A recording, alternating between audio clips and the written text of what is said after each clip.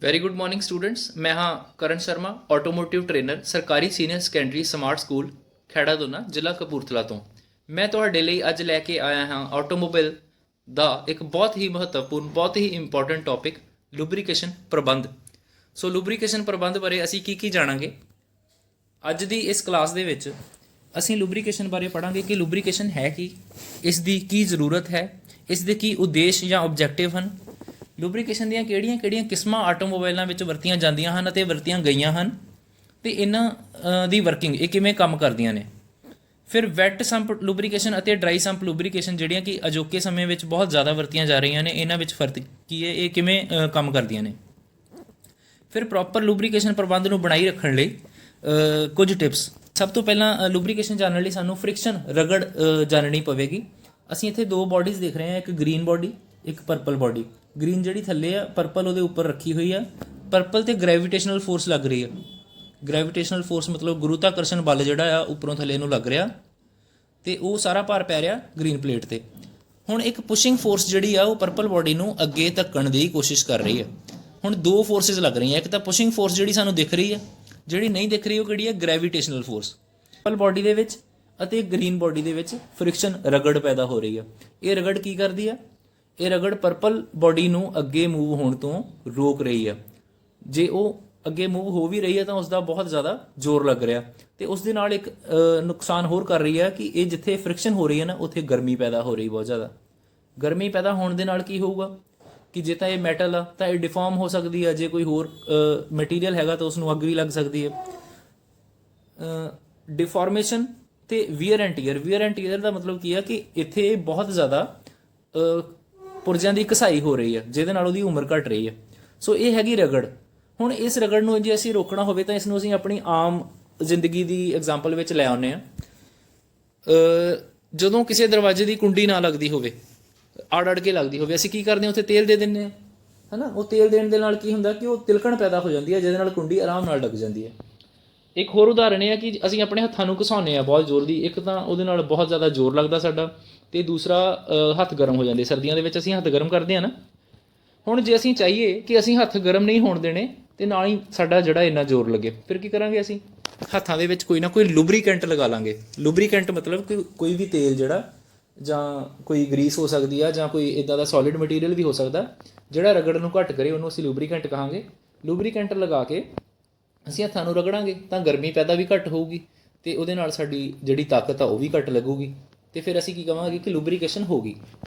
ਫਿਰ ਲੁਬਰੀਕੇਸ਼ਨ ਹੈ ਕਿ ਇਹ ਇੱਕ ਪ੍ਰੋਸੈਸ ਆ ਜਿਹਦੇ ਵਿੱਚ ਅਸੀਂ ਦੋ ਸਤਹਾਂ ਦੇ ਆਪਸ ਦੇ ਵਿੱਚ ਵਾਲੀ ਰਗੜ ਜਿਹੜੀ ਹੁੰਦੀ ਆ ਉਹਨੂੰ ਘਟਾਉਂਦੇ ਹਾਂ। ਕਿੱਦਾਂ ਘਟਾਉਂਦੇ ਹਾਂ? ਕੋਈ ਨਾ ਕੋਈ ਲੁਬਰੀਕੈਂਟ ਲਗਾ ਕੇ।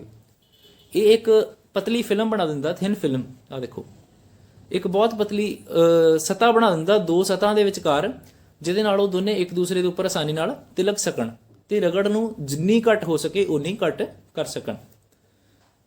ਅਗਲਾ ਸਾਡਾ ਜਿਹੜਾ ਟੌਪਿਕ ਅੱਜ ਦਾ ਉਹ ਹੈਗਾ ਕਿ ਲੁਬਰੀਕੇਸ਼ਨ ਜਿਹੜੀ ਆ ਉਹ ਕਿਉਂ ਜ਼ਰੂਰੀ ਆ। ਆਈਸੀ ਇੰਜਨ, ਇੰਟਰਨਲ ਕੰਬਸਸ਼ਨ ਇੰਜਨ ਦੇ ਵਿੱਚ ਲੁਬਰੀਕੇਸ਼ਨ ਜ਼ਰੂਰੀ ਕਿਉਂ ਆ? ਦੇਖੋ, ਸਭ ਤੋਂ ਪਹਿਲਾ ਪੁਆਇੰਟ ਆ ਕਿ ਇੰਜਨ ਕੁਝ ਮਿੰਟ ਤੋਂ ਪਹਿਲਾਂ, ਕੁਝ ਮਿੰਟ ਤੋਂ ਵੱਧ ਬਿਨਾਂ ਲੁਬਰੀਕੇਸ਼ਨ ਦੇ ਚੱਲ ਹੀ ਨਹੀਂ ਸਕਦਾ। ਇਸ ਤਰ੍ਹਾਂ ਕਿਉਂ ਕਿਹਾ ਜਾ ਰਿਹਾ?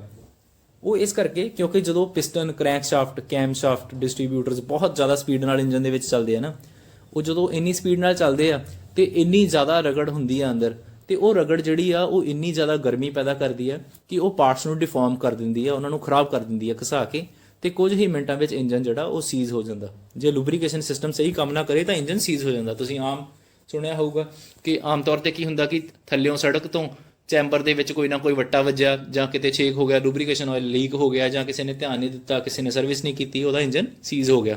ਉਹ ਸੀਜ਼ ਹੋਣ ਦਾ ਇੱਕ ਮੁੱਖ ਕਾਰਨ ਹੁੰਦਾ ਕਿ ਲੁਬਰੀਕੇਸ਼ਨ ਕੰਮ ਜਿਹੜਾ ਉਹ ਠੀਕ ਤਰ੍ਹਾਂ ਨਹੀਂ ਕਰ ਰਿਹਾ। ਜਿਹੜਾ ਤੇਲ ਆ ਵਿੱਚ ਹੈ ਨਹੀਂ ਆ, ਜਾਂ ਤਾਂ ਉਹਦਾ ਲੈਵਲ ਘੱਟ ਆ, ਜਾਂ ਉਹਦੀ ਕੁਆਲਿਟੀ ਲੋ ਆ, ਜਾਂ ਕੋਈ ਹੋਰ ਪ੍ਰੋਬਲਮ ਆ, ਜਿਹਦੇ ਕਰਕੇ ਕੀ ਹੋਇਆ ਕਿ ਇੰਜਨ ਸੀਜ਼ ਹੋ ਗਿਆ। ਇਸ ਇੰਜਨ ਦੇ ਵਿੱਚ ਕਿਹੜੇ ਕੰਪੋਨੈਂਟਸ ਹੁੰਦੇ ਆ ਜਿਨ੍ਹਾਂ ਨੂੰ ਲੁਬਰੀਕੇਸ਼ਨ ਦੀ ਜ਼ਰੂਰਤ ਹੁੰਦੀ ਹੈ? ਜਿਵੇਂ ਅਸੀਂ ਪਹਿਲਾਂ ਡਿਸਕਸ ਕੀਤਾ ਕਿ ਮੂਵਿੰਗ ਪਾਰਟਸ, ਜਿੱਥੇ ਮੂਵਿੰਗ ਪਾਰਟਸ ਨੇ ਉਹਨਾਂ ਨੂੰ ਲੁਬਰੀਕੇਸ਼ਨ ਦੀ ਜ਼ਰੂਰਤ ਪਵੇਗੀ, ਅਤੇ ਇੰਜਨ ਦੇ ਵਿੱਚ ਜਿਹੜੇ ਵੀ ਮੂਵਿੰਗ ਪਾਰਟਸ ਹੁੰਦੇ ਨੇ ਉਹਨਾਂ ਨੂੰ ਲੁਬਰੀਕੇਸ਼ਨ ਦੀ ਜ਼ਰੂਰਤ ਹੁੰਦੀ ਹੈ। ਸਭ ਤੋਂ ਪਹਿਲਾਂ ਕਿਹੜੇ ਆ? ਪਿਸਟਨ ਰਿੰਗਸ ਅਤੇ ਸਿਲੰਡਰ ਲਾਈਨਰ। ਸਭ ਤੋਂ ਜ਼ਿਆਦਾ ਰਗੜ ਜਿਹੜੀ, ਸਭ ਤੋਂ ਜ਼ਿਆਦਾ ਫ੍ਰਿਕਸ਼ਨ ਇਹਨਾਂ ਵਿੱਚ ਹੁੰਦੀ ਹੈ। ਇੱਥੇ ਲੁਬਰੀਕੇਸ਼ਨ ਦੀ ਸਭ ਤੋਂ ਵੱਧ ਜ਼ਰੂਰਤ ਹੁੰਦੀ ਹੈ। ਫਿਰ ਹੈ ਜੀ ਕਰੈਂਕ ਅਤੇ ਕਰੈਂਕ ਕੇਸ, ਕਰੈਂਕ ਸ਼ਾਫਟ ਅਤੇ ਕਰੈਂਕ ਕੇਸ। ਕਰੈਂਕ ਸ਼ਾਫਟ ਜਦੋਂ ਘੁੰਮਦੀ ਹੈ ਉੱਥੇ ਬਹੁਤ ਤਰ੍ਹਾਂ ਦੇ ਬੈਰਿੰਗਸ ਹੁੰਦੇ ਨੇ ਅਤੇ ਉਹਨਾਂ ਨੂੰ ਸਪੋਰਟ ਕਰਨ ਲਈ ਤਾਂ ਕਿ ਉਹ ਘੁੰਮਦੇ ਰਹਿਣ ਬਿਨਾਂ ਰਗੜਦੇ ਜਾਂ ਘੱਟ ਰਗੜਦੇ, ਉੱਥੇ ਲੂਬਰੀਕੇਸ਼ਨ ਦੀ ਜ਼ਰੂਰਤ ਹੁੰਦੀ ਹੈ। ਮੇਨ ਅਤੇ ਰੋਡ ਬੈਰਿੰਗ, ਮੇਨ ਅਤੇ ਰੋਡ ਬੈਰਿੰਗ ਕਿਹੜੇ ਨੇ? ਰੋਡ ਬੈਰਿੰਗ ਹੁੰਦੇ ਬਿਗ ਐਂਡ ਬੈਰਿੰਗ ਅਤੇ ਸਮਾਲ ਐਂਡ ਬੈਰਿੰਗ, ਉਹਨਾਂ ਨੂੰ ਲੋੜ ਹੁੰਦੀ ਹੈ ਲੂਬਰੀਕੇਸ਼ਨ ਦੀ। ਫਿਰ ਅੱਗੇ ਹੈਗੀ ਪਿਸਟਨ ਪਿਨ, ਟਰਬੋ ਚਾਰਜਰ ਦੇ RPM ਬਹੁਤ ਜ਼ਿਆਦਾ ਹੁੰਦੇ, ਤੁਸੀਂ ਅੱਗੇ ਪੜ੍ਹੋਗੇ। ਟਰਬੋ ਚਾਰਜਰ ਨੂੰ ਲੂਬਰੀਕੇਸ਼ਨ ਦੀ ਬਹੁਤ ਜ਼ਿਆਦਾ ਜ਼ਰੂਰਤ ਹੈ। ਵੈਲਵ ਟ੍ਰੇਨ, ਇਨਲੈਟ ਅਤੇ ਆਊਟਲੈਟ ਵਾਲ ਜਿੱਥੇ ਲੱਗੇ ਹੁੰਦੇ ਨੇ, ਵਾਲ ਟ੍ਰੇਨ। ਕੈਮ ਸ਼ਾਫਟ, ਕੈਮ ਲੋਬ ਅਤੇ ਟੈਪਟਸ, ਇੱਥੇ ਵੀ ਲੂਬਰੀਕੇਸ਼ਨ ਦੀ ਜ਼ਰੂਰਤ ਹੁੰਦੀ ਹੈ। ਰੌਕਰ ਆਰਮ ਅਤੇ ਪੁਸ਼ ਰੋਡ। ਉਸ ਤੋਂ ਬਾਅਦ ਆ ਕਿ ਲੂਬਰੀਕੇਸ਼ਨ ਦੇ ਆਬਜੈਕਟਿਵ ਕੀ ਨੇ, ਕੀ ਉਦੇਸ਼ ਨੇ? ਦੇਖੋ ਜੀ, 2 ਉਦੇਸ਼ ਲੂਬਰੀਕੇਸ਼ਨ ਦੇ ਜਿਹੜੇ ਨੇ ਉਹ ਪ੍ਰਾਇਮਰੀ ਨੇ। ਇਹ 2 ਕੰਮ ਜਿਹੜੇ ਇਹਦੇ ਲਈ ਬਹੁਤ ਜ਼ਰੂਰੀ ਹੈ। ਉਹ ਪਹਿਲਾ ਕੰਮ ਜਿਹੜਾ ਆਪਾਂ ਪਹਿਲਾਂ ਡਿਸਕਸ ਕੀਤਾ ਕਿ ਜਿਹੜੇ ਮੂਵਿੰਗ ਪਾਰਟਸ ਹੁੰਦੇ ਨੇ ਇੰਜਨ ਦੇ, ਉਹਨਾਂ ਦੀ ਰਗੜ ਨੂੰ ਵੱਧ ਤੋਂ ਵੱਧ ਘਟਾਉਣਾ, ਜਿੰਨੀ ਘਟਾ ਸਕੇ। ਅਤੇ ਦੂਸਰਾ ਹੈਗਾ ਕਿ ਉਹਨਾਂ ਦੀ ਵੀਅਰ ਐਂਡ ਟੀਅਰ, ਮਤਲਬ ਕਿ ਘਸਾਈ ਖਰਾਬੀ ਜਿਹੜੀ ਆ ਉਹਨੂੰ ਜਿੱਥੋਂ ਤੱਕ ਹੋ ਸਕੇ ਉੱਥੋਂ ਤੱਕ ਘੱਟ ਕਰਨਾ। ਇਹ 2 ਤਾਂ ਹੋ ਗਏ ਮੁੱਖ ਉਦੇਸ਼। ਇਸ ਤੋਂ ਬਾਅਦ ਹੋਰ ਵੀ ਥੋੜ੍ਹੇ ਜਿਹੇ ਉਦੇਸ਼ ਹੁੰਦੇ ਨੇ, ਜਿਵੇਂ ਲੂਬਰੀਕੇਸ਼ਨ ਜਿਹੜਾ ਉਹ ਕੂਲਿੰਗ ਇਫੈਕਟ ਵੀ ਦਿੰਦਾ, ਕਿਉਂਕਿ ਇੰਜਨ ਦੇ ਜਿਹੜੇ ਪਾਰਟਸ ਨੇ, ਕੰਪੋਨੈਂਟਸ ਨੇ, ਉਹ ਬਹੁਤ ਗਰਮ ਹੁੰਦੇ ਆ। ਜਦੋਂ ਉਹਨਾਂ 'ਤੇ ਲੂਬਰੀਕੈਂਟ ਪੈਂਦਾ ਤਾਂ ਉਹਨਾਂ ਦੀ ਗਰਮੀ ਨੂੰ ਆਪਣੇ ਆਪ 'ਚ ਸੋਖ ਲੈਂਦਾ ਅਤੇ ਹੋਰ ਕਿਤੇ ਜਾ ਕੇ ਉਹਨੂੰ ਛੱਡ ਦਿੰਦਾ। ਕੁਸ਼ਨਿੰਗ ਇਫੈਕਟ ਕੀ ਹੈ? ਕੁਸ਼ਨਿੰਗ ਇਫੈਕਟ ਕੀ ਹੈ ਕਿ ਜਦੋਂ ਇੱਕ ਸਤ੍ਹਾ ਬਣ ਜਾਂਦੀ ਹੈ, ਇੱਕ ਹੋਰ ਸਤ੍ਹਾ ਦੇ ਉੱਪਰ ਲੂਬਰੀਕੇਸ਼ਨ ਦੀ ਫਿਲਮ ਬਣ ਜਾਂਦੀ ਹੈ, ਫਿਰ ਉਹਦੇ 'ਤੇ ਜੋ ਵੀ ਇੰਪੈਕਟ ਪੈਂਦਾ ਉਹ ਓਨਾ ਅਸਰ ਨਹੀਂ ਕਰਦਾ ਜਿੰਨਾ ਲੂਬਰੀਕੇਸ਼ਨ ਤੋਂ ਪਹਿਲਾਂ ਕਰਦਾ। ਇਹ ਕੁਸ਼ਨਿੰਗ ਇਫੈਕਟ ਵੀ ਦਿੰਦਾ। ਕਲੀਨਿੰਗ ਕੀ ਹੈ ਕਿ ਜਦੋਂ ਇੰਜਨ ਚੱਲਦਾ ਉਹਦੇ ਬਹੁਤ ਮਹੀਨ ਕਣ ਜਿਹੜੇ ਨਾਲੋਂ ਲੱਥਦੇ ਆ, ਜਾਂ ਵਿੱਚ ਕੋਈ ਹੋਰ ਮਿੱਟੀ ਘੱਟਾ ਜਾਂ ਧੂੜ ਜਾਂ ਮਾੜੀ ਮੋਟੀ ਵਿੱਚ ਚਲੀ ਗਈ, ਉਹਨੂੰ ਲੂਬਰੀਕੈਂਟ ਆਪਣੇ ਨਾਲ ਲੈ ਜਾਂਦਾ ਅਤੇ ਆਇਲ ਸੰਪ ਦੇ ਵਿੱਚ ਪਾ ਦਿੰਦਾ। ਸੀਲਿੰਗ ਕੀ ਹੈ ਕਿ ਜਦੋਂ ਜਿਵੇਂ ਇੱਥੇ ਆਪਾਂ ਉਦਾਹਰਨ ਲੈਂਦੇ ਹਾਂ ਵਾਲਵ ਅਤੇ ਵਾਲ ਸੀਟ ਦੀ, ਉਹਨਾਂ ਦੇ ਵਿੱਚ ਜੇ ਲੂਬਰੀਕੈਂਟ ਜਿਹੜਾ ਹੈਗਾ ਉਹਨੇ ਆਪਣੀ ਜਗ੍ਹਾ ਬਣਾ ਲਈ, ਉੱਥੇ ਥੋੜ੍ਹਾ ਜਿਹਾ ਚੱਦਰ ਜੀ ਬਣਾ ਲਈ, ਆਪਣੀ ਸਤ੍ਹਾ ਬਣਾ ਕੇ ਉੱਥੇ ਵੜ ਗਿਆ ਵਿੱਚ, ਅਤੇ ਜੇ ਕੋਈ ਮਾੜੀ ਮੋਟੀ ਲੀਕੇਜ, ਬਹੁਤ ਛੋਟੀ ਲੀਕੇਜ ਹੋਊਗੀ, ਉਹਨੂੰ ਇਹ ਸੀਲ ਕਰ ਦਿੰਦਾ। ਅੱਗੇ ਹੈਗਾ ਐਂਟੀ ਕਰੋਜ਼ਨ, ਇਹ ਜੰਗਾਲ ਨਹੀਂ ਲੱਗਣ ਦਿੰਦਾ, ਆਕਸੀਡੇਸ਼ਨ ਨਹੀਂ ਹੋਣ ਦਿੰਦਾ।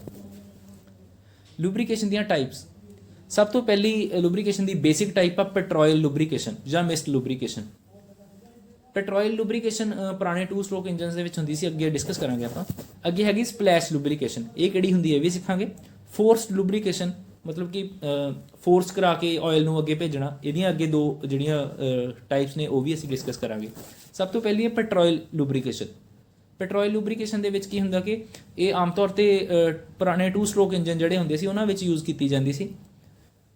ਪੈਟਰੋਲ ਜਿਹੜਾ ਉਹਦਾ ਫਿਊਲ ਆ, ਉਹਦੇ ਵਿੱਚ ਹੀ ਜਿਹੜਾ ਮੋਬਿਲ ਆਇਲ ਪਾਇਆ ਜਾਂਦਾ ਸੀ, 2-3%, ਸਿਰਫ 2-3%, ਜਿਹਨੂੰ ਆਪਾਂ ਹਜੇ ਵੀ ਦੇਖਿਆ ਹੋਊਗਾ ਪੰਪਾਂ 'ਤੇ ਜਿਹੜੇ ਪੁਰਾਣੇ ਸਕੂਟਰ ਲੋਕ ਲੈ ਕੇ ਜਾਂਦੇ ਨਾ, ਉਹ ਕਹਿੰਦੇ 2T ਆਇਲ ਪਾ ਦੇ ਵਿੱਚ, 2T ਆਇਲ ਜਾਂ ਕਹਿੰਦੇ 2T ਪਾ ਦੇ, ਉਹ ਹੁੰਦਾ 2T ਆਇਲ। ਉਹ ਪੈਟਰੋਲ ਦੇ ਵਿੱਚ ਮਿਕਸ ਕੀਤਾ ਜਾਂਦਾ ਅਤੇ ਜਦੋਂ ਪੈਟਰੋਲ ਜਾਂਦਾ ਉੱਥੇ ਜਾ ਕੇ ਪੈਟਰੋਲ ਦੇ ਨਾਲ ਹੀ ਉਹ ਜਦੋਂ ਬਲਾਸਟ ਹੁੰਦਾ, ਉਹ ਜਿਹੜਾ ਉੱਥੇ ਤੱਕ ਚੈਂਬਰ ਦੇ ਵਿੱਚ ਵੀ ਉਹ ਆਇਲ ਨਾਲ ਹੀ ਜਾਂਦਾ ਅਤੇ ਉੱਥੇ ਜਾ ਕੇ ਲੂਬਰੀਕੇਸ਼ਨ ਕਰਦਾ। ਇਹਦਾ ਫਾਇਦਾ ਇੱਕ ਸੀਗਾ ਕਿ ਇਹਦੇ ਲਈ ਕੋਈ ਵੱਖਰਾ ਸਿਸਟਮ ਨਹੀਂ ਲਾਉਣਾ ਪੈਂਦਾ ਸੀ, ਪਰ ਇਹਦਾ ਨੁਕਸਾਨ ਜਿਹੜਾ ਉਹ ਬਹੁਤ ਵੱਡਾ ਸੀ।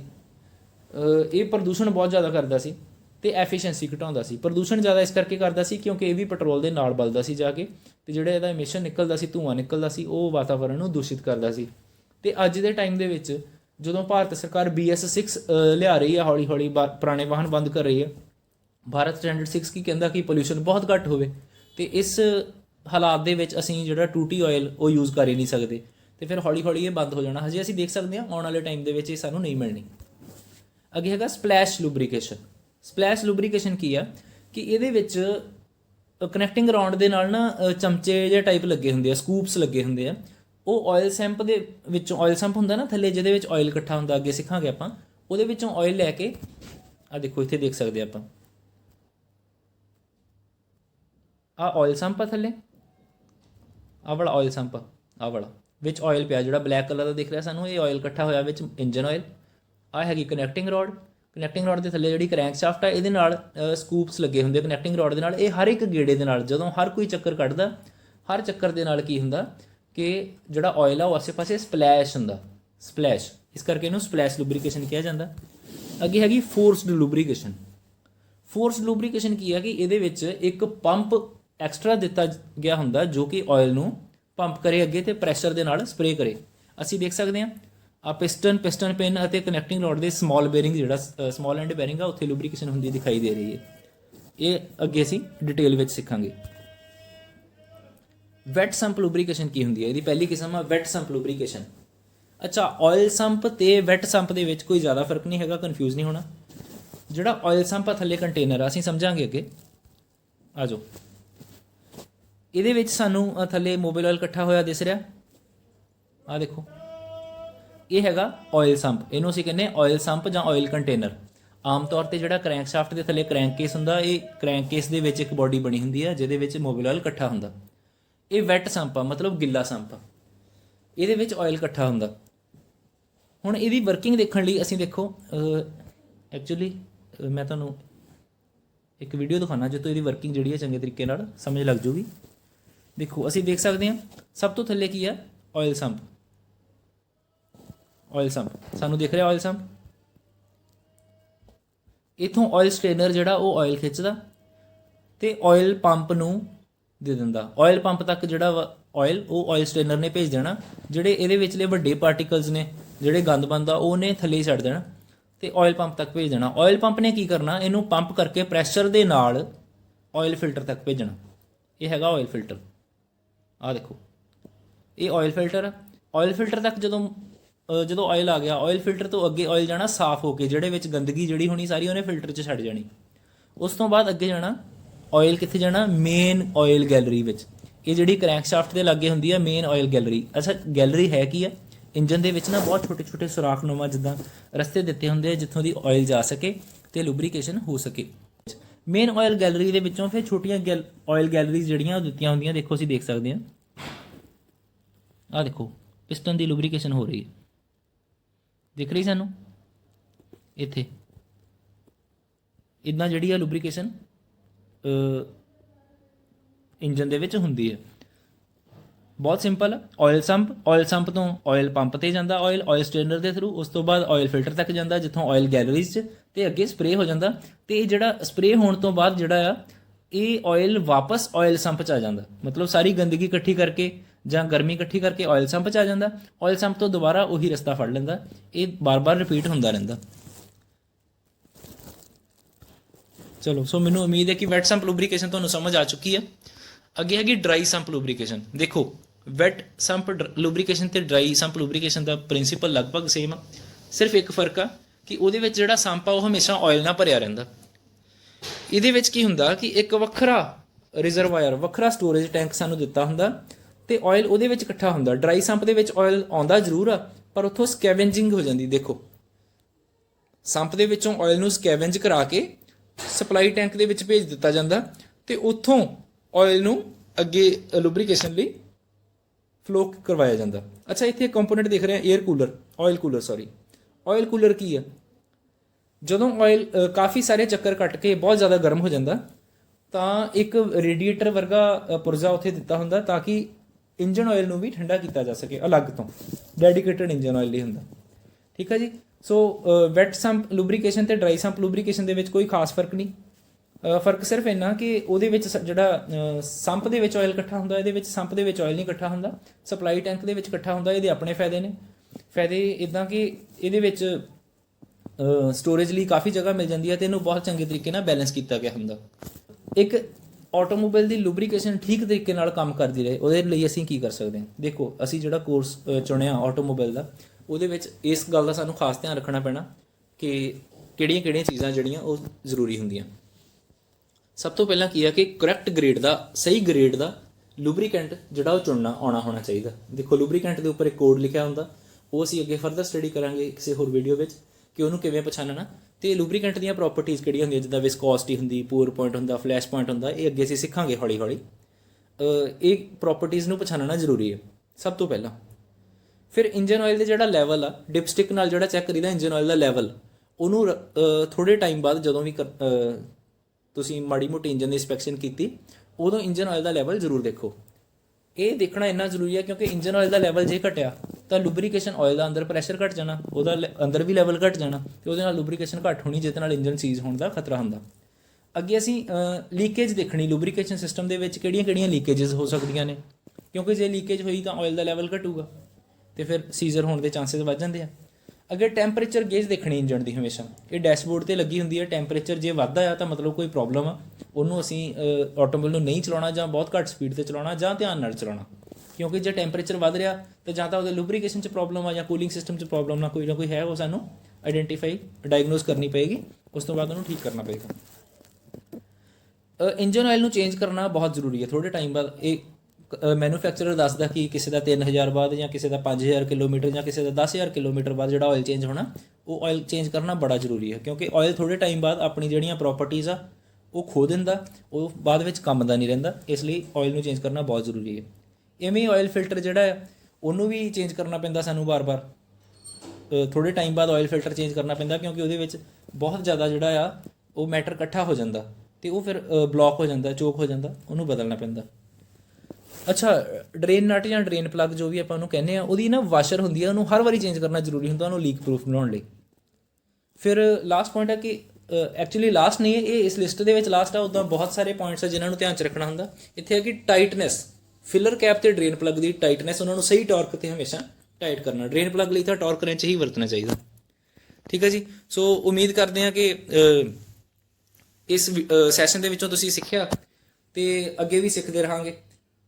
ਲੂਬਰੀਕੇਸ਼ਨ ਬਾਰੇ ਇਹ ਸੀ ਬਹੁਤ ਬੇਸਿਕ ਨੌਲੇਜ, ਜੋ ਤੁਹਾਡੇ ਸਿਲੇਬਸ ਦੇ ਵਿੱਚ ਬਹੁਤ ਕੰਮ ਆਏਗੀ, ਤੁਹਾਡੇ ਕੋਰਸ ਦੇ ਵਿੱਚ ਬਹੁਤ ਕੰਮ ਆਏਗੀ। ਆਪਾਂ ਅੱਗੇ ਵੀ ਇੱਦਾਂ ਦੀਆਂ ਵੀਡੀਓਜ਼ ਬਣਾਉਂਦੇ ਰਹਾਂਗੇ। ਸੋ ਤੁਹਾਨੂੰ ਸਾਰਿਆਂ ਨੂੰ ਰਿਕੁਐਸਟ ਹੈ ਕਿ ਇਸ ਸੈਸ਼ਨ ਦੀ ਫੀਡਬੈਕ ਜਿਹੜੀ ਹੈ ਮੈਨੂੰ ਜ਼ਰੂਰ ਦੇਣਾ। ਜੇ ਕੋਈ ਟੌਪਿਕ ਰਹਿ ਗਿਆ ਹੋਵੇ ਉਹ ਵੀ ਜ਼ਰੂਰ ਦੱਸਣਾ। ਜੇ ਕੋਈ ਕੁਐਸਚਨਸ ਨੇ ਤਾਂ ਉਹ ਥੱਲੇ ਲਿਖ ਦਿੱਤੇ ਜਾਣ, ਤਾਂ ਮੈਂ ਕੋਸ਼ਿਸ਼ ਕਰੂੰਗਾ ਕਿ ਉਹਨਾਂ ਦਾ ਆਨਸਰ ਜ਼ਰੂਰ ਦੇਵਾਂ। Thank you.